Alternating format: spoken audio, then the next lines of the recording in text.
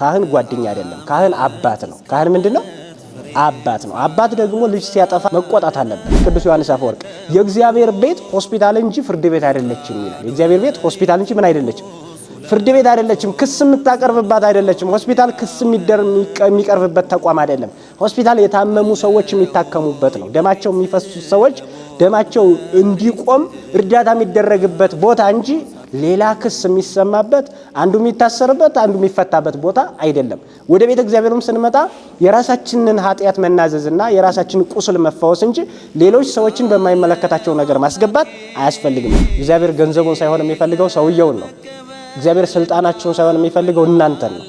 እዛ ካህኑ ፊት አንድ ታማሚ ሰው አንድ ኃጢአተኛ ሰው የሚቀርበው ንስሐውን በደሉን በጠቅላላ መንፈሳዊ ቁስሉን ለመፈወስ እንጂ ለካህኑ ሪፖርት ለማቅረብ አይደለም። ቀጥታ ለእግዚአብሔር ኑዛዜ ልናዘዝ ቢልኮ ሰው እንደዚያ ቢሆንማ እግዚአብሔርን ፈርቶ ኃጢአት ከመስራት ይቆጠባል ነበረም እንዴ? እግዚአብሔርን ቢፈራ ኑሮ ኃጢአት ባልሰራ ነበር። ሰው ከመንግስት ሊሰወር ይችላል፣ ከእግዚአብሔር ሊሰወር ይችላል። ግን ንስሐ አባት ስንት ነው ያለው? አንድ ነው። ሁለት ሶስት ያስፈልጋል። አንዳንዶቹ ገዳም አንድ አባት አላቸው። በጣም ከባድ የሚባል ኃጢአት ሲሰሩ የሚናዘዙበት ማለት ነው። ደግሞ ዓለም ላይ ደግሞ ንስሐ አባት የላቸውም እንዳይባል ደግሞ ሰበካ ጉባኤን እንዳይቆጣጠራቸው ደግሞ ዓለም ላይ ንስሐ አባት አላቸው። እንዲህ አይነት በሁለት ቢላዋ የሚቆርጡ ሰዎች አሉ። ዛሬ ኃጢአተኛ ቢሆን ትናንትና እኮ ግን ጻድቅ ነበርኩ። ዛሬ ታመመ አንድ ሰው አይ ዛሬ ብታመም እኮ ትናንትና ጤነኛ ነበርኩ፣ ስለዚህ ሕክምና ያስፈልገኝም ይላል እንዴ? እኔ አሁን አንድ ሌባ ቢመጣ ይሄንን ስልክ ይሄንን ኮምፒውተር እዚሁ ትቼው በሄድ ሁላችንም ብንወጣ መጥቶ ይሰርቀዋል አይደል? አሁን ግን መጥቶ ይሰርቃል? አይሰርቅም። ማን ስለሚያየው? እኛ ስለምናየው። ግን እኛ የለንም እዚህ፣ ሰው ምንም የለም፣ ባዶ ነው፣ ኮምፒውተሩ ብቻ ነው። ሰውየው መጥቶ ቤቱ ባዶ ከሆነ መጥቶ ይሰርቃል። በዚህ ጊዜ እግዚአብሔር ያየዋል አያየው? ያየዋል። አሁን የፈራው የሌባ እኔን ነው ወይስ እግዚአብሔር ነው? እኛን ነው እንጂ የፈራው እግዚአብሔርን አልፈራም ማለት ነው። ከዚህ የተነሳ እግዚአብሔር የፈራችሁት ሰውን ስለሆነ ኃጢአታችሁን በዛ በኩል ተናዛችሁ እፈውሳችኋለሁ አለ እግዚአብሔር ነው። ርዕሱ ላይ ምንድን ነው የምታነቡት?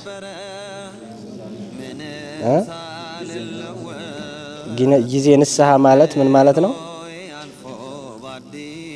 ከንስሐ በኋላ መቼ ማለት ነው? በንስሐ ጊዜ ማለት ነው አይደል? ስለዚህ በንስሐ ጊዜ ምን ማድረግ አለብን የሚለውን ዝርዝር ጉዳይ የሚመለከት ነው። ባለፈው ሀሳቡን ለመጠቅለል ነው እንጂ በጣም መዓት ነው ወደ ኋላ። በተለይ ደግሞ ቅድመ ንስሐ መደረግ ያለባቸው ዝርዝር ጉዳዮችን ስናስብ ብዙ ሀሳቦችን እናያለንና እነሱ ያየናቸው በቂዎች ናቸው ለኛ በእኛ ደረጃ። ሌላ ጊዜ ደግሞ ከዛ ለየት ባለ መንገድ ልናየው እንችላለን። ግን አሁን ላለው ሰው በቂ ነው እሱ ራሱ። አሁን በንስሐ ጊዜ ምን መደረግ አለበት? በንስሐ ጊዜ ምን መደረግ አለበት? ሰዎች የንስሐ እንቅፋት የሚባሉ ነገሮችን ካስወገዱ በኋላ በንስሐ ጊዜ ማድረግ ያለባቸው ነገር ምንድን ነው የሚለውን ዝርዝር ጉዳይ ነው የምንመለከተው። እንደሚታወቀው በንስሐ ጊዜ አንድ ሰው ምንድን ነው ማድረግ ያለበት? ኑዛዜ ነው አይደለ? ይናዘዛል። ምክንያቱም ቅድመ ንስሐ መከናወን ያለባቸውን ነገሮች ጨርሷል። እንቅፋቶችንም ሁሉ አስወግዷል፣ ተጸጽቷል። በኃጢአቱ በበደሉ በቃ ጥፋተኛ እንደሆነ አምኗል። ከዛ በኋላ የሚጠብቀው ነገር ምንድን ነው? ንስሐ ነው ወይም ደግሞ መናዘዝ ነው። ሰውየው ከታመመ በኋላ እንደታመመና ጥልቅ ችግር እንደደረሰበት ካወቀ በኋላ ወደ ሆስፒታል ይሄዳል አይደለ? እንደዚሁ በተመሳሳይ ሰው በንስሐ እንደተጎዳ ካወቀ በኋላ የሚያደርገው ነገር ምንድን ነው? ከተጸጸተ በኋላና ያ ነገር ትክክል አለመሆኑን ሲረዳ ምን ያደርጋል? ይናዘዛል። እንደዚሁ አሁን ይሄ ኑዛዜ ጋር ተያይዞ ሰዎች ለእግዚአብሔር መናዘዝ እንጂ ለሰዎች መናዘዝ አያስፈልግም የሚሉ አንዳንድ ወገኖች ሰምታችሁ ይሆናል አይደል? እኛ ለማን ነው የምንናዘዘው? ኑዛዜ ለማን ነው የሚያስፈልገው? ለካህን ነው ወይስ ለእግዚአብሔር? እኔ የምላችሁ አሁን እኛ ለካህን ስንናዘዝ ለማን እየተናዘዝን ነው? በጣም ጥሩ። ግን እነሱ ምንድነው የሚሉት? ካህን የሚባል ነገር አያስፈልግም፣ በቀጥታ ነው እግዚአብሔርን ችግር ለእግዚአብሔር አልነግረውም ወይ የሚል ሐሳብ ያቀርባሉ። ስለዚህ እኔ ኃጢአት ከሰራውኝ መስማት ያለበትና በበደሌ ምክንያት ሊወቅሰኝና እንትን ሊለኝ የሚገባው እግዚአብሔር እንጂ ሌላ ሰው ፊት ሄጄ ለምን ኃጢአቴን በዚያ ልክ እንትን እላለሁና እንዴት ብሎ ይሆናል? ለሰው እንዴት አድርጌ እናገራለሁ የሚል ሐሳብ ያቀርባሉ። እስኪ እንየው። ለእግዚአብሔር መናዘዝ ይቻላልን የሚለውን እዚህ ተመልከቱት። እንግዲህ ሰዎች ለእግዚአብሔር እንዴት መናዘዝ ይችላሉ? ለካህኑ መናዘዝ ለማን መናዘዝ ነው? ለእግዚአብሔር መናዘዝ ነው አይደለ? በጣም ጥሩ። አሁን እኮ ሰው ለእግዚአብሔር ቀጥታ የሚታዘዝ ቢሆን ኖሮ ኑዛዜ ቢኖር ኖሮ አሁን እንደው የሚገርመው ነገር እኮ አሁን ሰው ከእግዚአብሔርና ከሰው ማንን ይፈራል? ሰውን ነው የሚፈራው አይደል? እግዚአብሔርን አሁን ቀጥታ ለእግዚአብሔር ኑዛዜ ልናዘዝ ቢል እኮ ሰው እንደዚያ ቢሆንማ እግዚአብሔርን ፈርቶ ኃጢአት ከመስራት ይቆጠባል ነበርም እንዴ? አሁን ከኔና ከእግዚአብሔር አንድ ሰው ማንን ይፈራል ቢባል እግዚአብሔርን ይፈራል። እግዚአብሔርን ሳይሆን እኔን ነው የሚፈራው። እኔን ሲፈራ ጨለማ ተገን ያደርጋል፣ ሰውን ስለፈራ ማለት ነው። የሆነ ቤት ገብቶ የሆነ ነገር ይፈጽማል፣ ከሰዎች ተደብቆ ከመንግስት ተደብቆ። ከእግዚአብሔር ግን መደበቅ ይቻላል? አይቻልም። ስለዚህ ሰው ከምንም በላይ የሚፈራው የሚያየውን ሰው ነው እንጂ የማያየው እግዚአብሔርን እግዚአብሔር ያየዋል። እሱ ግን እግዚአብሔርን ስላላየው የማያየው እግዚአብሔርን ግን አይፈራም። ከዚህ የተነሳ እግዚአብሔርን ቢፈራ ኑሮ ኃጢአት ባልሰራ ነበረ። ስለዚህ እግዚአብሔር ይህንን መንገድ ስለሚያውቅ እግዚአብሔር ምን አደረገ? በምንፈራው ሰዎች በኩል አደረገ። ስለዚህ ኑዛዜውን ማለት ነው። አሁን መፈወሱን በዛ በኩል ነው ያደረገው እግዚአብሔር። ምን ይላል መሰላችሁ ሊቁ? እስመ ዓይነ ሰብእ ያፈርሆሙ ይላል። የሰው ዓይን ያስፈራቸዋል ይላል። የሰው ዓይን ምን ይላቸዋል? ያስፈራቸዋል። ስለዚህ አሁን ሰውን የሚያስፈራው የሰው ዓይን ነው ማለት ነው እንጂ እግዚአብሔር የሌለበት ቦታ የለም። ኃጢአት ስንሰራ በስውር የሰራነው ኃጢአት ጨለማን ተገን አድርገን የሰራነውን ኃጢአት ማን ያውቃል? እግዚአብሔር ያውቃል። ሰው ግን ያውቃል? አያውቅም። ስለዚህ ሰው የሚፈራው ሲናገር እንኳን የሚፈራው ሰውን እንጂ እግዚአብሔርን አይፈራም ማለት ነው። ከዚህ የተነሳ እግዚአብሔር በሰው በኩል እኔን ካልፈራችሁኝ የምትፈሩት ሰው ከሆነ በሰው በኩል በዛኑ ቶሎና እፈጉሳችኋለሁ አለ እግዚአብሔር። ስለዚህ በንስሐ በካህናት በኩል ኑዛዜ እንድንናዘዝ እግዚአብሔር አዟል። እንደውም እኮ የሚገርማችሁ ነገር እንዲህ ነው የሚለው ቅዱስ አትናቴዎስ የተባለ ቤተክርስቲያናችን ሊቅ አይንተ እግዚአብሔር ካህናት የማን አይኖች ናቸው? የእግዚአብሔር አይኖች። ካህናት የእግዚአብሔር አይኖች ናቸው። አንድ ሰው ኃጢአት የሰራ ሰው ሲናዘዝ ኃጢአቱን ለማን አይን እያሳየ ነው ማለት ነው? ለእግዚአብሔር። ቁስሉን ለእግዚአብሔር እያሳየ ነው። አንድ ሰው በሽታውን ያለውን ቁስል ሰውነቱን ልብሱን አውልቆ ላይ ዶክተር እንደሚያሳይ እንደዚህ ሁሉ በተመሳሳይ የእግዚአብሔር አይን ለሆኑት ለካህናት ደግሞ ቁስሉን ያሳያል ማለት ነው። ስለዚህ የእግዚአብሔር አይኖች ናቸው። ካህናት አዩት ማለት በቃ እግዚአብሔር አየው ማለት ነው በሌላ መንገድ። ያለበለዚያ ያለነሱ ምንም አይነት ድነት እንደሌለ ተመልከቱት። የቅዱስ ማቴዎስ ወንጌል ምዕራፍ 18 ቁጥር 18 የመንግስተ ሰማያት ቁልፍ ሰጥቻለሁ አይደል የሚለው? በምድር ያሰርከው በየት የታሰረ ይሁን በሰማይ። ይሄ ቁልፍ ያለው እነሱ እጅ ነው ማለት። እነሱ እናንተ ይቅር ያላችኋቸው ይቀርላቸዋል አለ። እናንተ ይቅር ያላችኋቸው ደግሞ ያላላችኋቸው ተይዞባቸዋል ኃጢአታቸው። ስለዚህ አንድ ካህን እግዚአብሔር ይፍታህ ያላለው ሰው ኃጢአቱ እንዳሰረው ነው ማለት ነው። እግዚአብሔር ይፍታህ ብሎ ደግሞ ያሰናበተው ሰው እሱ ከኃጢአቱ የተፈታ ነው። ከዚህ የተነሳ ከካህናት ውጪ በየትኛው መንገድ ከእግዚአብሔር ዘንድ የምናገኘው ድነት የለም።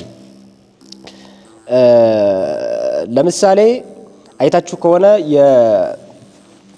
የኢያሱን ታሪክ ስትመለከቱ ትንቢተ ምንድነው መጽሐፈ ኢያሱ ምዕራፍ 7 ቁጥር 19 ላይ ኢያሱ እንደዚህ ይላል። አካን የሚባለውን ሰው ማለት ነው። ተመልከቱ። ለአምላክ ክብርን ስጥ፣ ለእርሱም ተናዘዝ፣ ያደረግከውንም ለኔ ንገረኝ ይላል። ተመልከቱ። አሁን ሁለት ሐሳቦች አሉ። ለአምላክ ክብርን ስጥ፣ ለእርሱም ምን በላለ ተናዘዝ፣ ያደረግከውንም ለኔ ንገረኝ። ለካህኑ እንነግራለን። ለማን እንናዘዛለን? ለእግዚአብሔር እንናዘዛለን ማለት ነው። ለካህኑ ስንነግረው እግር መንገዱን እየተናዘዝን ያለን ነው ለእግዚአብሔር ነው።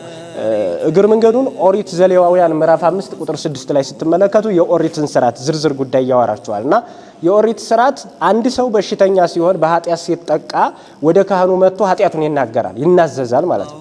ከዛ በኋላ ከተናዘዘ በኋላ መስዋዕት ካህኑ ያቀርብለታል። ሰውየው ከነበረበት የኃጢአት ደዌ ይፈወሳል። በኦሪቱም የነበረው ነገር ይሄ ነው። ለካህናት ሄደው ራሳቸውን ይናገራሉ፣ ያስመረምራሉ። ከዛ በኋላ ከኃጢአት ይፈወሱ ነበር ነው የሚለው። ጌታችን መድኃኒታችን ኢየሱስ ክርስቶስም በመዋዕለ ሥጋዌ ወደዚህ ዓለም ከመጣ በኋላ ለምጻሙን ሰውዬ ከፈወሰው በኋላ ሂድና ራስህን ለካህን ምን በል ነው ያለው? አሳየው። እሱ ራሱ የፈወሰውን ሰው የመራው ወደ ካህን ነው ማለት ነው። ሂዶ ራሱን ለአንድ ኃጢአተኛም ካህን ቢሆን ለሱ እንዲያሳይ ነው እግዚአብሔር ነገረው። ከዚህ የተነሳ አዲስ ኪዳን ላይ ምንም የተሻረ ነገር እንደሌለ ያመላክታል። እግዚአብሔር ፈውስን የሚያደርገው በዚህ ሐሳብ በካህኑ በኩል ነው። ለምሳሌ አይታችሁ ከሆነ አቤሜሌክ ከታመመ በኋላና ያ መቅሰፍት ከመጣበት በኋላ ወደ እግዚአብሔር ለመነ ይላል እና ኦሪት ዘፍጥረት ምዕራፍ 20 ቁጥር 7 ላይ እዚህ ላይ መመልከት ትችላላችሁ። እና ምን ይላል? አብርሃም ሚስቱን ሊወስድበት ስለነበረና እግዚአብሔር ሳራን ከዚያ ነገር ለመጠበቅ ከክፉ ነገር ለመጠበቅ በአቤሜሌክ ላይ መከራ መጣ። ከዚያ አቤሜሌክ ወደ እግዚአብሔር ለመነና እግዚአብሔር መጨረሻ ላይ ምንድነው ያለው? አብርሃም ነብይ ነውና እርሱ ምን ይበልልህ ይጸልይ የሚያናግረው ራሱ እግዚአብሔር ነው። መፈወስ የሚችለው ራሱ እግዚአብሔር ነው አይደለ? ግን በማን በኩል ፈውስ እንዲሆን አደረገ? በአብርሃም በኩል ማለት ነው። ስለዚህ በአብርሃም በኩል ነው። አሁን በተመሳሳይ በካህናት በኩል ነው ፈውስ አንድ ሰው አንድ ምእመን አንድ ክርስቲያን ድነት ሊያገኝ የሚችለው በዚያ በኩል ነው። ከዚያ ውጭ ግን ማግኘት አይቻልም። ምክንያቱም ሰው ኃጢአት ሲሰራ እግዚአብሔርን ቢፈራው ነው ኃጢአት ባልሰራ ነበር። እግዚአብሔር አሁን እኮ እኔ አሁን አንድ ሌባ ቢመጣ ይሄንን ስልክ ይሄንን ኮምፒውተር እዚሁ ትቼው በሄድ ሁላችንም ብንወጣ መጥቶ ይሰርቀዋል አይደል? አሁን ግን መጥቶ ይሰርቃል? አይሰርቅም። ማን ስለሚያየው? እኛ ስለምናየው። ግን እኛ የለንም እዚህ፣ ሰው ምንም የለም፣ ባዶ ነው፣ ኮምፒውተሩ ብቻ ነው። ሰውየው መጥቶ ቤቱ ባዶ ከሆነ መጥቶ ይሰርቃል። በዚህ ጊዜ እግዚአብሔር ያየዋል አያየው? ያየዋል። አሁን የፈራው የሌባ እኔን ነው ወይስ እግዚአብሔር ነው? እኛን ነው እንጂ የፈራው እግዚአብሔርን አልፈራም ማለት ነው። ከዚህ የተነሳ እግዚአብሔር የፈራችሁት ሰውን ስለሆነ ኃጢአታችሁን በዛ በኩል ተናዛችሁ እፈውሳችኋለሁ አለ እግዚአብሔር ነው። ስለዚህ በንስሐ ጊዜ ቀጥታ የሚያስፈልገው ኑዛዜ ለነማን ነው? ለካህናት ነው። ለእግዚአብሔር ምናምን ይሄ በጣም ድፍረት ነው በእውነቱ ራሱ ለእግዚአብሔር እንዴ በጣም ከባድ ነው። እና ኃጢአት ስንሰራ ያላሰብነውን እግዚአብሔር እዚህ ላይ ማሰብ ራሱ አሁንም መልሶ አሁን ይሄ ራሱ ኮንቴክስት ከማን እንደሚመጣ ታውቃላችሁ? ከሰይጣን እኮ ነው። ለምን ካህኑ ፊት ኃጢአትህን እንደዚህ ይሄን ነገር ፈጽመህ አሁን ይሄንን እሱ ቢሰማ ሰው ያረጋል ስለሚል እኮ ነው። ከዚህ የተነሳ ሰዎች በዛኛው በኩል እንዲሄዱ በዛ ቀጥታ አይ በቃ እግዚአብሔር ለሱ ቢነግረው ስለሚጨነቁ እኮ ነው ለኃጢአታቸው ማለት ነው። እና ለራሳቸው ክብር ስለሚጨነቁ ሰዎች ከሚታዘቡኝ እገሌም እንደዚህ አይነት ወራዳ ነው ይሉኛን ነው ሰዎች እኮ ይሉኛን የሚል ቁጭት ውስጥ ስለሚገባ ሰው ከዚህ የተነሳ ሌላ መፍትሄ ይፈልጋል። እና ራሳችንን የምናሳየውና የምናስመረምረው ለእግዚአብሔር ነው የሚሉ ሰዎች የመጡት ከዛ የተነሳ ነው። ለራሳቸው ክብር የሚጨነቁና ከበስተጀርባ ደግሞ የሰይጣንን ድጋፍ የተቀበሉ ሰዎች የሚያደርጉት ነገር ነው። እኛ ደግሞ እንደዛ ሳይሆን ኃጢአታችንን በካህኑ በኩል ለማን እናዘዛለን? ለእግዚአብሔር እናዘዛለን። በንስሐ ጊዜ ከተጸጸቱ በኋላና በቃ ለንስሐ ለኑዛዜ ከወሰኑ በኋላ ጊዜ ንስሐ አንድ ሰው ከአንድ ንስሐ አባቱ አንድን ኃጢአት 2 ጊዜ ይናዘዘዋል። በጣም ደግሞ በዛ ቢባል 3 ጊዜ ይናዘዘዋል። ከዛ በኋላ ሰውየው እንደው ይህንን ሁሉ እየሰራው 3 ጊዜ ሄጄ በአንድ ኃጢአት ጉዳይ በአንድ ኃጢአት ምክንያት ተናዘዝኩኝ፣ 4ኛ ብሄድ ቄሱ ይታዘበኛል። ስለዚህ አሁን እሳቸው ከሚታዘቡኝ የሆነ ገዳም ልሂድና ከዚያ ለአባቶች ተናግሬ እሳቸው እንዳይሰሙኝ ቀስ አድርጌ በቃ ገዳም ደርሼ ልመጣ ነው ብዬ እንዳያውቁብኝ አድርጌ ገዳም ሄጄ ተናዝዤ እመጣለሁ የሚሉ ሰዎች አሉ። ይሄ ትክክል ነው አይደለም? አሁን እዚህ ለካህኑ ስንናገር የሚሰማን ማን ነው? እዛ ገዳም ሄደን ስንናዘዝ የሚሰማን ማን ነው? አሁን ካህኑን ብናሾፍ አሁን እግዚአብሔር ማሾፍ እንችላለን? ካህንን መሸወድ ይቻላል፣ እግዚአብሔር መሸወድ ይቻላል። ግን ከእግዚአብሔር አይን ማን ሊያመልጥ ይችላል? አንዳንድ ጊዜ እኮ እኛ እየተሰወርን ያለ ነው ከመንግስት አይደለም እኮ ከእግዚአብሔር መሰወር አንችልም። ሰው ከመንግስት ሊሰወር ይችላል፣ ከእግዚአብሔር ሊሰወር ይችላል። ግን ስለዚህ ከራሱና ከእግዚአብሔር መሰወር አይችልም አንድ ሰው። ከዚህ የተነሳ እዚህ ዓለም ላይ ተተናቸው የምንሄዳቸው ካህናት ይሄን ምናምን ብለን የምናስብ ከሆነ ይሄ በጣም ስህተት ነው። በንስሐ ጊዜ ይሄ አይገባም። ሲጀመር በሽታችንን በጥልቀት ሊያውቀው የሚችለው ገዳም ያለው አባት ሳይሆን ዓለም ላይ ያለው ካህን ነው አይደለም እንዴ? ተደጋጋሚ የሚያማችሁ ከሆነ እኮ ያን ተደጋጋሚ ያያችሁ ዶክተር ነው መፍትሄ የሚሰጣችሁ አይደለም እንዴ? እንዳዲስ ሌላ ዶክተር ውስጥ የምትሄዱ ከሆነ እንዳዲስ ሌላ መድኃኒት ነው የሚያዝላችሁ እንጂ ፊት የነበረባችሁን በሽታ አያውቅም እሱ። ይሄኛው ዶክተር ከሆነ ግን ፊት የነበራችሁን ሂስትሪ ስለሚያውቅ አይ ይሄን ስትወስዱ ስለነበር አሁን ደግሞ እንደዚህ ይሁን ይላል። እና እኛ አዲስ ወደሆነ ነገር ሳይሆን እነበረው ነገር ላይ ማትኮር ነው። ይሄ በቤተ ክርስቲያናችን ስርዓት አይፈቀድም። ንስሐ አባት ስንት ነው ያለው? አንድ ነው። 2-3 ያስፈልጋል። አንዳንዶቹ ገዳም አንድ አባት አላቸው። በጣም ከባድ የሚባል ኃጢአት ሲሰሩ የሚናዘዙበት ማለት ነው። ደግሞ ዓለም ላይ ደግሞ ንስሐ አባት የላቸውም እንዳይባል ደግሞ ሰበካ ጉባኤን እንዳይቆጣጠራቸው ደግሞ ዓለም ላይ ንስሐ አባት አላቸው። እንዲህ አይነት በሁለት ቢላዋ የሚቆርጡ ሰዎች አሉ። እዛ የበረከት ቦታ ሄደው እዛ ተናዝዤ እመጣለሁ ምናምን አያስፈልግም። ስለዚህ ንስሐ አባታችን እዚህ አንድ ነው፣ እንናዘዛለን። ላሊበላ ሂድ ሊል ይችላል፣ ግሸን ሊሄድ አክሱም ምናምን ወዘተ ሊል ይችላል አይደል? ኢየሩሳሌም ገንዘብ ካለ ሂድ ሊል ይችላል አይቻልም? እንደዛ ሊሆን ይችላልና እሱ በሚሰጠን መመሪያ እንጂ ከዚያ ውጭ ግን ሌላ አባት ማበጀት አይገባም። ስለዚህ በኑዛዜ ጊዜ ይሄ ነው መደረግ ያለበት። ሌላው በተጨማሪ ሰዎች በኑዛዜ ጊዜ ምን ማድረግ አለባቸው? ኃጢአታቸውን ከመሰወር መቆጠብ አለባቸው። ኃጢአትን አለመሰወር ያስፈልጋል። ኃጢአትን ምን አለ ማለት አለመሰወር። ሰው በኃጢአቱ ጊዜ ምን ማድረግ በንስሐ ጊዜ ምን ማድረግ አለበት? ኃጢአቱን በዝርዝር መናገር አለበት። ምንም የሚደብቀው ኃጢአት መኖር የለበትም። አንድ ሰው በሽተኛ ሆኖ ሆስፒታል ከሄደ በኋላ የሚያመውን ህመም ቁስል ይሄ ነው የሚያመኝ፣ እዚህ ላይ ነው እንዲህ የሚሰማኝ፣ ቁስል የሚሄ ነው ብሎ ይናገራል እንጂ ዝም ብሎ በደፈና ይመለሳል? ወቀው እንጂ አንተ ወቀው እንጂ እኔ ምኑን አውቀዋለሁ ይላል። አይ አሁን ገጠር ላይ አይታችሁ ከሆነ ገጠር ገበሬዎቹ ምን ይላሉ መሰላችሁ? ዶክተሮችን ለመፈተን አይመስልም። በእርግጥ ህመሜን ያውቀዋል አያውቀውም ይላሉ። ገበሬዎቹ እኮ ናቸው። እና ምን ይላሉ? አይናገሩም። ትንሽ የሚናገሩትም ቃላት ትንሽ ከበድ ይላሉ። እና እንደዚህ ይጎሽመኛል ምናምን ይሏቸዋል አይደል? እንደዚህ አይነት ነገር አለ። እና እንዲህ ነው የሚያደርገኝ ይፈልጠኛል ምናምን ይላሉ። እና አንዳንዶቹ እንደዚህ ሲሉ፣ አንዳንዶቹ ግን አይ እወቀው እንጂ እኔ ምኑን አውቀዋለሁ ይላሉ። እና እንደዚህ ነገር አለ። ምንድነው?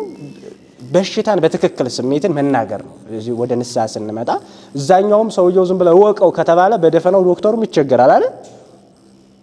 እወቀው ከተባለ ሰውየው የሚሰማው ስሜትን ካላወቀ ትንሽ ከባድ ነው የሚሆነውና በተመሳሳይ ወደዚህኛው ሆስፒታል ስንመጣና ወደዚህኛው ዶክተር እሱ ጋር ስንገናኝ በሽታችንን በዛ ልክ መናገር አስፈላጊ ነው። ምንም የምንደብቀው በሽታ መኖር የለበትም። አንዳንድ ጊዜ ሰው እዚች እጣቱ ላይ ጥቂት ስላለች ቁስል እያወራ ትልቅ ውስጥ ላይ ግን ትልቅ የሚረብሸው ቁስል ኑሮ እጣቱ ላይ ስላለች ነገ ስለምትፈወስ ቁስል የሚያወራ ከሆነ ሰውየው በራሱ ትክክል አይደለም ማለት ነው። ትልቁን ኃጢአት ነው መጀመሪያ ማስወገድ ያለበት፣ ትልቁን ቁስል ማለት ነው። ስጋት ላይ የጣላችሁ ካንሰር እያለ እዚህ ላይ ትንሽ ስለወጣች ነገር ማውራት አያስፈልግም። እና ሰዎች በትክክል ኃጢአታቸውን በንስሐ ጊዜ ምንም ነገር ሳይደብቁ መናዘዝ አለባቸው። ይህንን በተመለከተ መጽሐፈ ምሳሌ ምዕራፍ 28 ቁጥር 13 ላይ ምን ይላል መሰላችሁ? ኃጢአቱን የሚሰውራት አይለማም፣ የሚናዘዛት ግን ምን ይላል? ምህረትን ያገኛል። ኃጢአትን የሚሰውራት ሰው አይለማም። እንኳን ኃጢአቱን ቀርቶ በሽታውን የማይናገር ለሰው የማይናገር ሰው በቃ እስከ በሽታው በዛው የሆነ ሰዓት ይዞት ሊሄድ ይችላል። ለሰው ግን የሚናገር ሰው መፍትሄ ያለው አይደለ? እንዲህ ብታደርገው ይባላል። በዚህ በባህላዊውም በዘመናዊውም ሕክምና እንዲረዳ ሰዎች ምክር ይሰጡታል። ህመሙ ዝም ብሎ ግን ሰዎች ይታዘቡኛል ብሎ የውስጥ ዲዮውን ዝም ብሎ ቁጭ የሚል ከሆነ ሰውየው መቼም መፍትሄ ሊያገኝ አይችልም። ስለዚህ መፍትሄው በቀጥታ ኃጢአትን ቁስልን በትክክል መናገር ነው። ያለበለዚያ አይው ተመልከቱ፣ ኃጢአቱን የሚሰውራት አይለማም ማለት አይለማም፣ ጽድቅ የሚባል ነገር አይኖረውም ማለት ነው።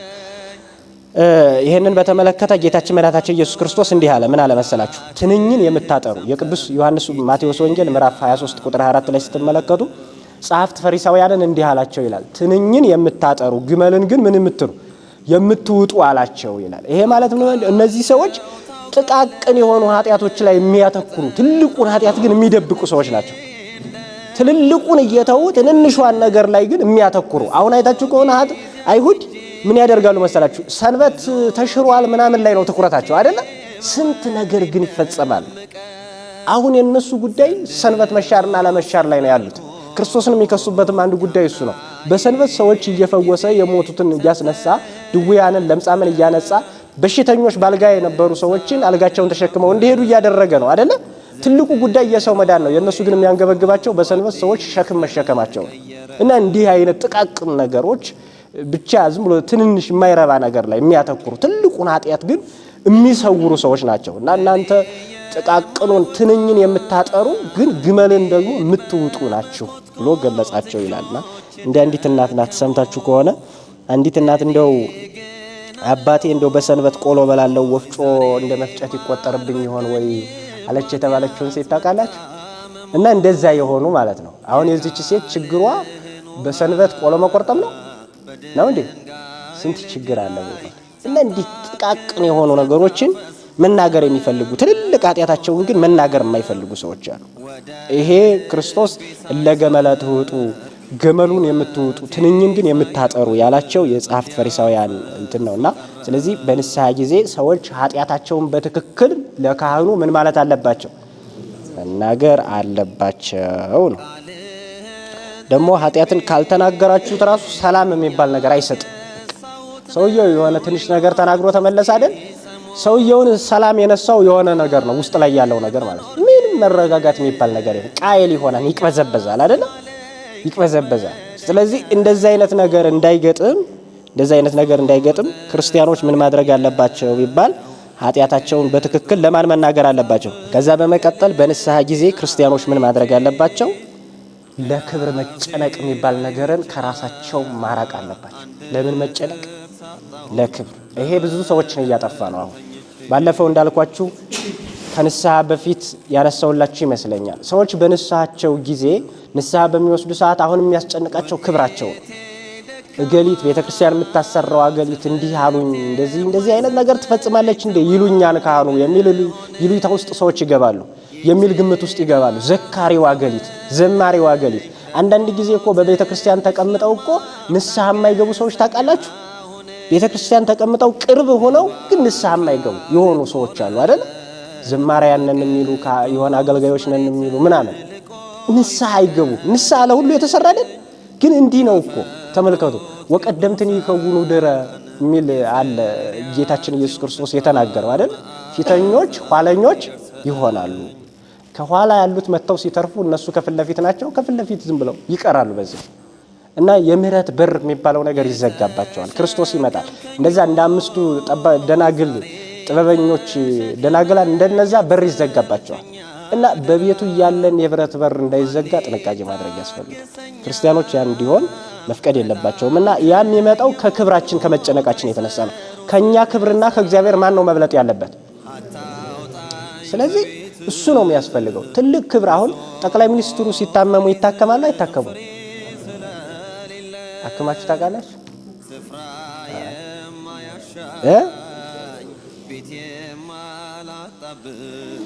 ስለዚህ አሁን ክርስቲያኖች ማድረግ ያለባቸው ነገር ለራሳቸው መመጻደቅ። አሁን መፍትሄው እሱ መፍትሄ አይደለም። ልዘክሩ ትችላላችሁ፣ እኛ ምን አገባን? አንዳንድ ጊዜ እኮ ሰዎች ምን ይላሉ? ካህኑን ራሱ በሆነ እንትን ይተበትቡታል። ከፍራታቸው የተነሳ እኮ ነው። ካህኑን እንደ አባት አይደለም የሚያዩት። የሆነ አንድ 15 ምናምን እየጣሉ ካህኑ በሆነ ይሉት አንድ እያዝ ያደርጉታል። እና በትክክል ለኃጢአታቸው የሚመጥን ቤተክርስቲያን የምትፈቅደውን ቀኖና እንዳይሰጥ እንቅፋት ይሆናሉ በራሳቸው ጊዜ ማለት ነው። ካህኑን ዝም ብለው እንደ ጓደኛ ወደ መቁጠር ደረጃ ይወርዳሉ። ይሄ ትክክል አይደለም። ካህን ጓደኛ አይደለም። ካህን አባት ነው። ካህን ምንድነው? አባት ነው። አባት ደግሞ ልጅ ሲያጠፋ መቆጣት አለበት አይደለም? መቆጣት አለበት። ገንዘብ ይኖራችሁ፣ ጤና ይኖራችሁ አይኖራችሁ፣ ስልጣን ይኖራችሁ አይኖራችሁ፣ በስልጣናችሁ ከፍ ዝቅ በስልጣናችሁ ከፍ ስልጣን ባለመኖራችሁ ዝቅ የሚያደርግ አባት ለእናንተ አያስፈልግም። አባት ሁሉንም እኩል ማየት የሚችል ነው አይደለም? እኔንም ጠቅላይ ሚኒስትሩንም ማንኛውንም ሰው እኩል ማየት የሚችል ነው። የእግዚአብሔር አይኖች ሁሉንም እኩል አይደለም የሚያዩት? ሁሉም ባለስልጣኑንም እኩል ያያሉ፣ እኔንም እኩል ያያሉ። እንኳን እኔን ሌሎቹን ፍጥረታት ሁሉ እኩል። አሁን እግዚአብሔር እኔ ለእግዚአብሔር ልጁ ነኝ አይደል? እናንተ እና እኛ ለእግዚአብሔር ልጆቹ ነን። ልጆቹ ያልሆኑ ፍጥረታት አሉ ደግሞ አይደል? እግዚአብሔርን የማያምኑ ማለት ነው። እግዚአብሔርን የማያመልኩ ሰዎች ግን እግዚአብሔር እኛ ልጆች እነዚህ ልጆቼ ናቸው እነዛ ደግሞ አይደሉም ብሎ ለኛ የተለየ ፀሐይ ለነሱ የተለየ ፀሐይ ያወጣል። አንድ አይነት ነው። አባት ማለት በእንዲህ አይነት መንገድ የሚመለከት ነው። ኃጢአተኛውንም ልጁን ጻድቁንም ልጁን ከፍ ያለ ገንዘብ ያለውንም የሌለውንም እኩል ማየት የሚችል ነው። የእግዚአብሔር አይን ነው። አይንተ እግዚአብሔር አይደለም? እኩል ማየት የሚችል ነው። አንድ ካህን አንድ ንስሐ አባት የምትይዙት እንደዛ ማድረግ አለበት። ያለበለዛ ግን አባትነት የሚባለው ነገር ይጠፋል። ያ ነገር እንዳይሆን ግን ምዕመናን ጥንቃቄ ማድረግ አለባቸው። አባትን መንፈሳዊ አባትን ወደ ጓደኛ እንዳያወርዱት ጥንቃቄ ማድረግ አለባቸው። ያ ደግሞ የሚሆነው በተለያየ መንገድ ሰዎች ይሉኝታ ውስጥ እንዲገቡ እንደዚህ ባደርገው ደግሞ እንደዚህ ስላደረገልኝ የሚል ግምት ውስጥ እንዳይገቡ ክርስቲያኖች ይህንን ከማድረግ መቆጠብ አለባቸው። ስለዚህ በንስሐ ጊዜ ለክብር መጨነቅ ያስፈልጋል አያስፈልግም? ስለዚህ ጠቅላይ ሚኒስትሩ ሲታመሙ ህመማቸውን እኔ ሀገር መሪ ነኝና እንዲህ አይነት ነገር መነገር የለበትም ይላሉ እንዴ? አይሉም። ሲታመሙ ይታከማሉ። ማንም ይሁን ማለት ነው። እንደዛ ነው። ስልጣን ይኖረው ገንዘብ ይኖረው ምናምን አያገባንም። እሱ አፋዊ ጉዳይ ስለሆነ እግዚአብሔር ገንዘቡን ሳይሆን የሚፈልገው ሰውየውን ነው። እግዚአብሔር ስልጣናችሁን ሳይሆን የሚፈልገው እናንተን ነው። ከዛ የተነሳ ምንም ኃጢአታችንን ከስልጣን ጋር ከገንዘብ ጋር ከምን ጋር ከከፍታና ከዝቅታ ጋር ማየት አያስፈልግም። ስለዚህ ክርስቲያኖች በኑዛዜ ሰዓት ለክብራቸው ከመጨነቅ መውጣት አለባቸው። ለክብራቸው በዚህ ሰዓት በዚህ እድሜሽ እንዴት ይሄን ታደርጋለሽ ይሉኛን የሚሉ ግምት ውስጥ መግባት የለብንም። ፈርሰን የለም እንዴ? ምን ማንም ቢታዘበን ምንም አያመጣም። ትልቁ ነገር እግዚአብሔር ሲታዘብ ነው አይደለ? ከዛ በመቀጠል ደግሞ በንስሐ ጊዜ ማድረግ ያለብን ነገር በተጨማሪ አንድ ሰው በንስሐ ጊዜ ማድረግ ያለበት የቀድሞ ጽድቅን አለማሰብ፣ የቀድሞ መልካም ስራን ማለት ነው። መልካም ስራን አሁንም የቀደመ ትውስታቸውን እያሰቡ አሁንም የጠፉ ሰዎች ስላሉ ነው። የቀደመ እኔ እኮ ዛሬ ኃጢአተኛ ብሆን እኮ ይላል። ዛሬ ኃጢአተኛ ብሆን ትናንትና እኮ ግን ጻድቅ ነበርኩ። ይሄ በጣም ብዙ ሰዎችን ያጠፋ ነው። ትናንትና እኮ እኔ ዛሬ እንደዚህ ብሰነካከል እኮ ትናንትና እንዲህ ነበርኩኝ እያሉ ትናንትና የሰጡትን ምጽዋት ትናንትና ያገለገሉትን አገልግሎት ለምናምን ያህል ዓመት ለብዙ ዓመታት ያህል የሆነ የኃጢአት ማራዘሚያ ያደርጉታል። ትናንትና እንዲህ ዛሬ እንደዚህ ቢሆን ትናንትና እንዲህ አይደለ? እንደዚህ አይነት ለራሳችሁ ይቅርታ ማድረግ ውስጥ መግባት አያስፈልግም። ስለዚህ ሰዎች ትናንትና ሌላ ጊዜ ነው፣ ዛሬ ሌላ ጊዜ ነው አይደለ? ስለዚህ ጊዜውን እግዚአብሔር ስለሚፈልገው ትናንትናም ዛሬም ነገም ጊዜያችን ለእግዚአብሔር መሰጠት አለበት እና ትናንትናን ከማሰብ የትናንትናን ጽድቅ ከማሰብና በዛ ከመመጻደቅ ሰዎች ራሳቸውን ነፃ ማድረግ አለባቸው ነው። ሰው ቢታመም አሁን ዛሬ ታመመ አንድ ሰው አይ ዛሬ ብታመም እኮ ትናንትና ጤነኛ ነበርኩ ስለዚህ ሕክምና ያስፈልገኝም ይላል እንዴ? አይልም አይደል? እንደዛ እንደማይለው ሁሉ አሁን ላይም ያለ ኃጢአተኛ ሰው ትናንትና የነበረውን ጽድቅ እሱን በማንሳት የዛሬውን ኃጢአት ለማለባበስ መሞከር የለበትም። ይሄ የሚመጣው አንዱ ውጊያ የሰይጣን ውጊያ ነው። አንዱ ክርስቲያኖችን ማወቅ አለባቸው። ምክንያቱም አንተ ዛሬ እንደዚህ ብታረግ ትናንትና እንዲህ አልነበርክም እንዴ? ትናንትና እኮ ጥሩ ዘማሪ ነበርክ እኮ ምን ዛሬ መሳሳት እኮ በሰው ያለ ነው ይላል። እንደዚህ እያለ በእግዚአብሔር ቤት እየኖርነ እንዳያጠፋን ይህንን ማረም ይኖርብናል። ከዚያ በመቀጠል ክርስቲያኖች ማድረግ ያለባቸው ነገር ምንድነው? ኃጢአትን አጠይሞ አለመናገር ይላል። ኃጢአትን ምን ብሎ አለመናገር? አጠይሞ ምን አለ ማለት አለመናገር። ይሄ ማለት ምን ማለት ነው? ሰዎች አሁንም ያስቸግራሉ። ወደ ንስሐ ከቀረቡ በኋላ ኃጢአታቸውን በግልጽ መናገር ይፈሩና የሆነ በቃ ዙረው ይመጣሉ። እንዲሁ ውቅያኖስን ዙረው የሚመጡ ሰዎች አሉ። በቀጥታ ኃጢአትን ሌባ ከሆነ ሌባ ነኝ ነው የሚለው አይደለ እንጂ ሌላ ዙሪት ውስጥ መግባት የለበትም። አንድ ሰው ሰካራም ከሆነ ሰካራም ነኝ ነው ማለት ያለበት እንጂ ሌላ ነገር የማይመለከተውን ነገር ሁሉ ማምጣት አያስፈልግም። አንዳንድ ጊዜ እኛ የምንናገረው ነገር ለካህናት ግልጽ ላይሆን ስለሚችል ነው። እኔ አንድ ሁል ጊዜ አንዲ ሐሳብ አለችና ምን አለ ይባላል። አንድ ሰው ወደ ሆነ ቦታ ወደማይታወቅ ቦታ ሄደ ሰው ነው እና ለካህኑ ምን አላቸው? አባቴ ኃጢአት ሰርቼ ነበረ ምናምን ሲላቸው ምንድነው ኃጢአቱ? ልጅ ምን ችግር አለ ተናገር ሲሉት እሱ ምን አለ? ሰውየው ይሄንን እኔ አሁን የምላችሁን ቋንቋ የማያውቁ ሰው ናቸው። አባባሉን ማለት እኛ የምንገልጽበት ዘይቤ ምናልባት እዚህ የሚነገር ዘይቤ ወደ ራቅ ወዳለው ክፍል ስንሄድ ደግሞ ላይነገር ይችላል። ሰውየው ምን አላቸው? ካልጋ ወድቄ ነበር አላቸው። ከምን ወድቄ? እና ሰውየው ደንገጣሉና ታዲያ ካልጋ መውደቅ ምን ኑዛዜ ያለው? እንኳን አይንህ አልፈሰሰ ጥርስህ አልረገፈ እንጂ ካልጋ መውደቅ እኮ ኑዛዜ የሚባል ነገር የለውም ማለት። አሁን ሰውየው የተረዱበት ኮንቴክስት ተመልከቱ። ካልጋ መውደቅ ማለት ከሞዝቦል ዳርጋ ወደታች እንደመውደቅ ነው የተመለከቱት እሳቸው። ከዚያ መውደቅ ኃጢአት አለው? አሁን ሰውየው ግን ከኃጢአት ወድቄያለሁ ካልጋ ወድቄያለሁ ማለቱ ምን ሰርቻለሁ እንደማለት ነው። ዝሙት ፈጽሜያለሁ ነው አይደል? ስለዚህ ሰውየው ሲናገር አጠይሞ በማይሆን ቋንቋ እሳቸው በማያውቁት ነገር ነው የገለጸላቸው። ከዚህ የተነሳ ሰውየው ምንም እንኳን አንተ አልተጎዳህ እንጂ ንስሐ የለውም ማለት። ግን ሰውየው ተጎድቷል አልተጎዳም? ተጎድቷል። ስለዚህ አይኑ የነፍስ አይኑ ፈሷል፣ ጥርሱም ረግፏል። ነፍሱ ቆሽሻለች ማለት ነው፣ ተጎድታለች። ነፍሱ ተሰብራለች እንጂ ስጋው ሰላም ቢሆን ነፍሱ ግን ተጎሳቁላለች። ስለዚህ እንዲህ አይነት ነገሮች ስላሉ ሰዎች በቀጥታ ኃጢአታቸውን መናገርና መናዘዝ አለባቸው። በተመሳሳይ አንድ ሰው ምን አለ ይባላል እንደዚሁ ኃጢአቱን ሲናዘዝ አሁንም ትንሽ ከበድ ስላለው ምን አደረገ ይባላል? ኃጢአት ሰርቼ ነበረ። እሺ ኃጢአት ምንድነው? ገመድ ሰርቄ ያለ ይባላል። ምን ሰርቄ ያለ? እና ሰውየው እሺ ምናምን ብለው ለገመዱ የሚሆን ቀኖና ሊያዘጋጁለት ሲሉ ሰውየው አይ አባቴ ከገመዱ ጫፍ ደግሞ የበሬ ቀንድ አለው አለ። ስለዚህ አሁን ሰውየው ምን ሰርቅ ያለው እያለ ነው። አያችሁ አሁን ሰው በሬ ሰርቅ ያለው ላለ ማለት ገመድን አመጣ። ከዛ ከገመዱ ጫፍ ደግሞ የበሬ ቀንድ ያለው እና እንዲህ አይነት ነገሮች አሉ እና አሁን የበሬ ቀንድ ገመድ ጫፍ ቢኖር ሰዎች ላይገባቸው ይችላል። ዝም ብሎ ዳይሬክት የበሬ ቀንድ ሊመስላቸው ይችላል እና እሱ ምን ችግር አለው ቄራ ያተረፈው አይደለም ምናምን ብለው ሊተውት ይችላሉ ማለት ነው።